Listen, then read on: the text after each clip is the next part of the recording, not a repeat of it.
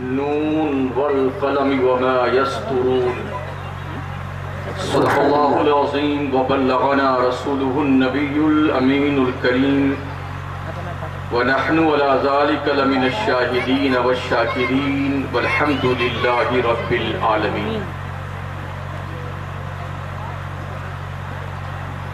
ممبر نور پہ رونق افروز علماء ذوی احترام، طالبان علوم نبویہ، دور و نزدیک سے آج کی اس پاکیزہ بزم میں شرکت کی سعادت کے لیے تشریف لائے ہوئے خوش عقیدہ مسلمانوں، ایک بصیرت افروز خطاب آپ نے مناظر اہل سنت، ناشر مسلک اعلیٰ حضرت خلیفہ حضور مفتی اعظم ہند حضرت علامہ الشاہ مفتی مطیع الرحمن صاحب قبلہ رضوی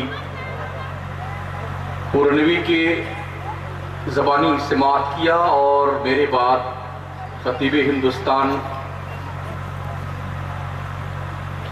نادش ملت حضرت علامہ الشاہ حافظ عبید اللہ خان صاحب قبلہ اعظمی سابق ممبر پارلیمنٹ، ان کا بیان آپ کو میرے بعد سننا ہے.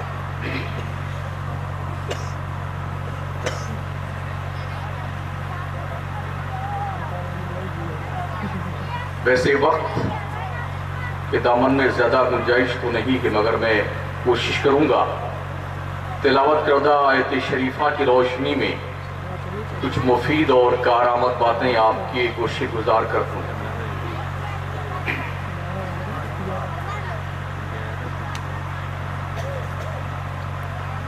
پورے ملک میں آج جو کنڈیشن ہے، بحث چھڑی ہوئی ہے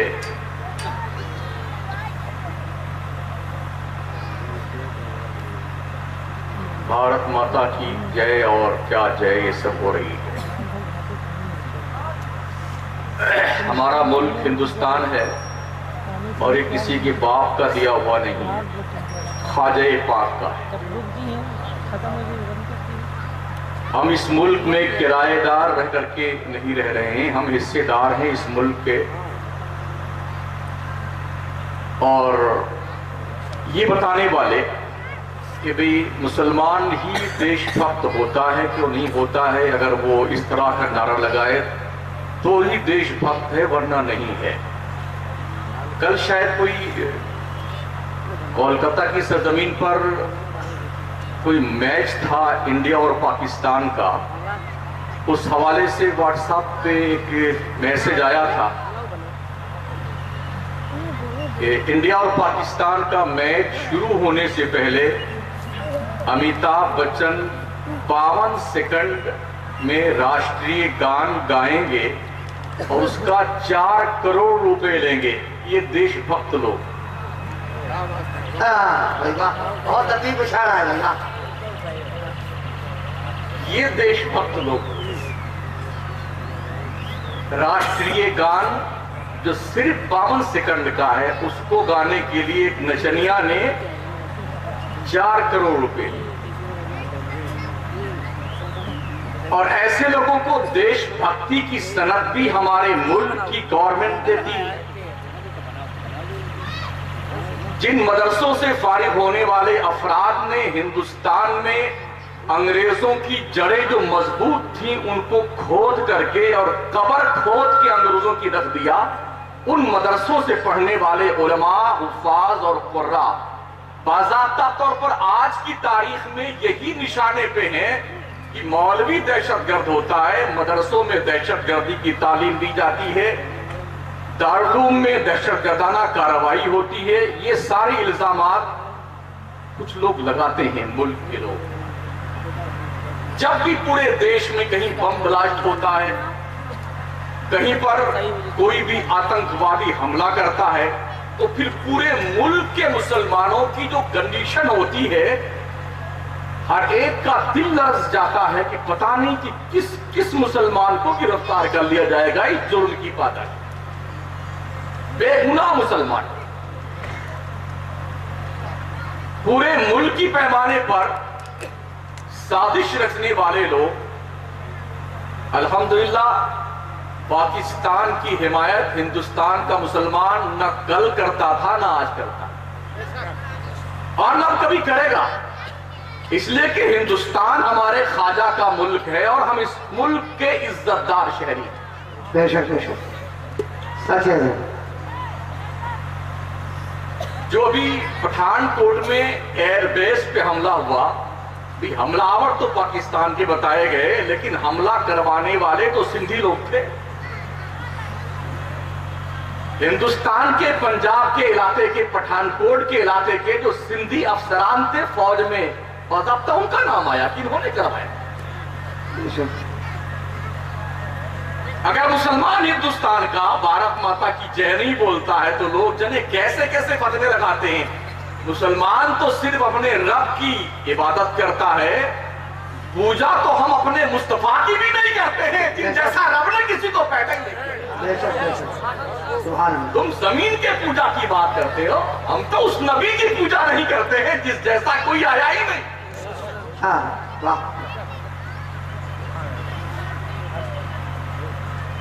तो अल्हम्दुलिल्लाह हम इस मुल्क के एक एक इंच जमीन की हिफाजत करना जानते हैं और यह दर्स मदरसों से दिया जाता है, दारुल से दिया जाता है। अल्लामा फजल हक खैराबादी कौन थे? किसी कॉलेज के स्टूडेंट थे? जी नहीं। किसी यूनिवर्सिटी के पढ़े हुए थे? बिल्कुल नहीं। मदरसे की टूटी फूटी चटाई पर बैठ कर पढ़ने वाले इस शख्स ने, फजल हक खैराबादी जैसे मर्द मुजाहिद ने सबसे पहले अंग्रेजों के खिलाफ जिहाद का अलम बुलंद किया। खुद तो काला पानी के जजीरे में जाकर के इंतकाल की आखिरी सांस ली, मगर देश में अगर आजादी का बिगुल किसी ने बजाया है तो किसी स्कॉलर ने, किसी प्रोफेसर नहीं, बल्कि एक मदरसे के एक जिम्मेदार आलिम दीन ने और मुहक्किक ने। बेशक बेशक सुभान अल्लाह। बेशक सच फरमाए।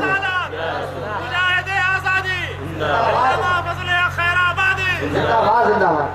जामिया उम्मे सलमा की तरफ से, मदरसा सरताजुल उलूम की तरफ से ये सालाना जो जलसा आप यहाँ पर मनाया जाता है, बिरादर दीनी जनाब आफ्ताब भाई गौहरुल कादरी जिनकी कदो काविश से एक छोटी सी शक्ल में इदारा चल रहा है।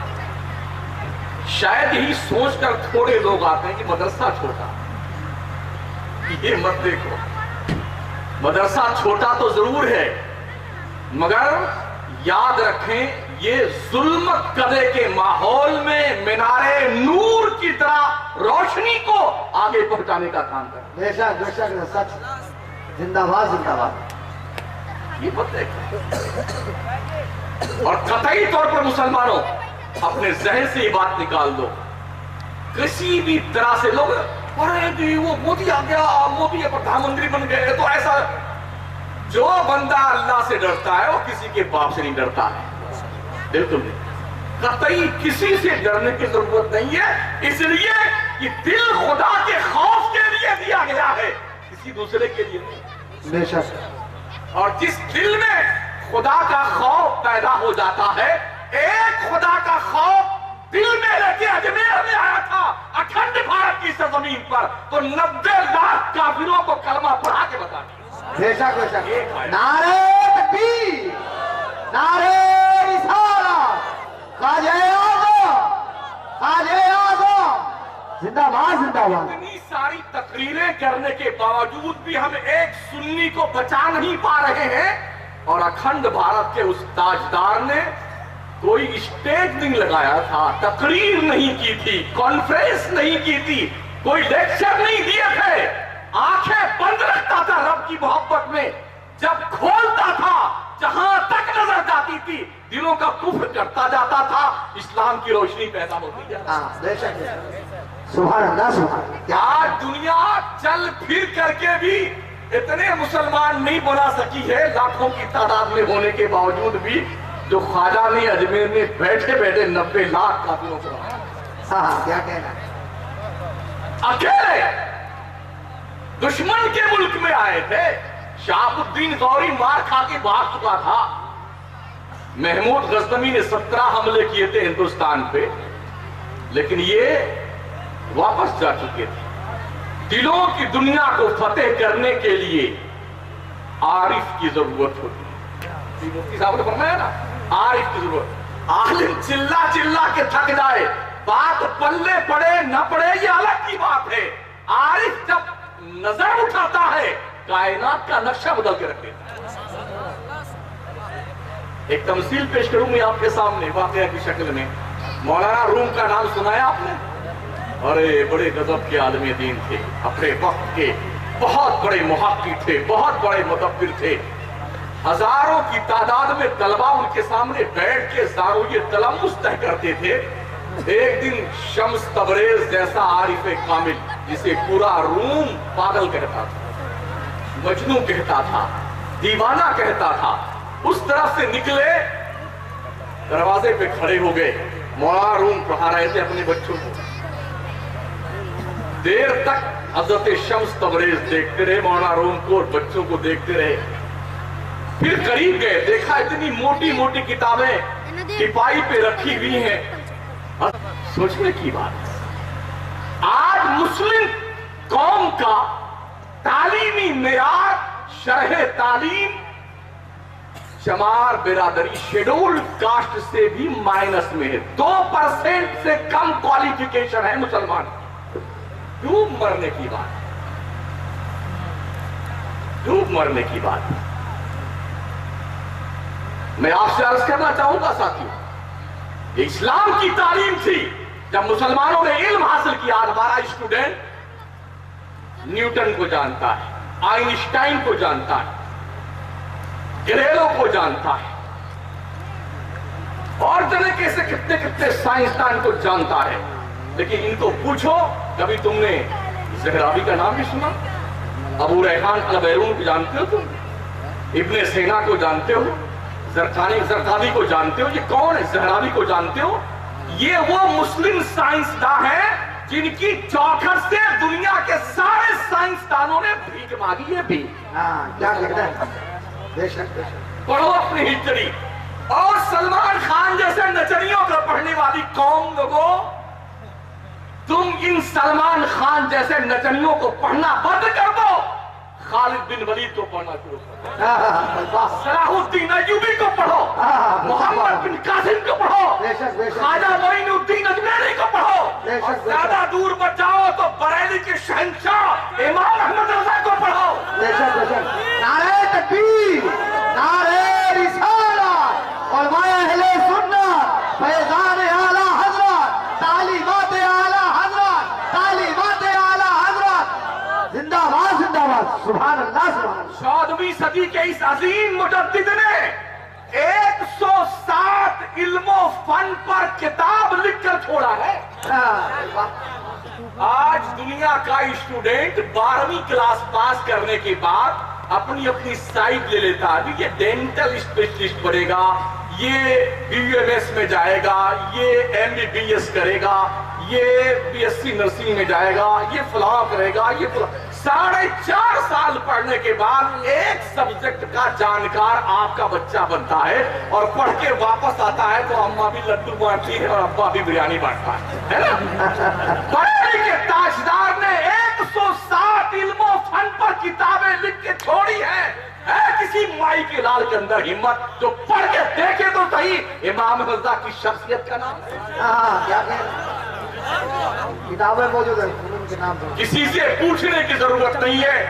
شمس الدین قادری سے مت پوچھو، علامہ عبید اللہ خان اعظمی سے مت پوچھو، مفتی مطیع الرحمان صاحب سے مت پوچھو، ان علماء سے مت پوچھو۔ دیکھو مجھے جو دیدہ عبرت نگاہ، آنکھوں میں تاب نظارہ ہے تو پڑھو امام احمد رضا کو۔ آج کی تاریخ میں اگر ہم چیلنج کر دیں دنیا کے نقشے پر، ہے کوئی ملک جو اپنے ملک کے ایک ایسے ویکتی کو پیش کر دے تو کم از کم 10-15 علم و فن کا ماہر ہو، اللہ قسم سب ایسے ہاتھ جوڑ کھڑے ہو جائیں گے۔ ہندوستان تنہا وہ ملک ہوگا جس کے شہر بریلی کو یہ عظمت ملی ہوئی ہے، وہ کھڑا ہوگا عزت کی صف میں، اور دنیا کے سارے ملک کے لوگوں तुम सबके मुल्क को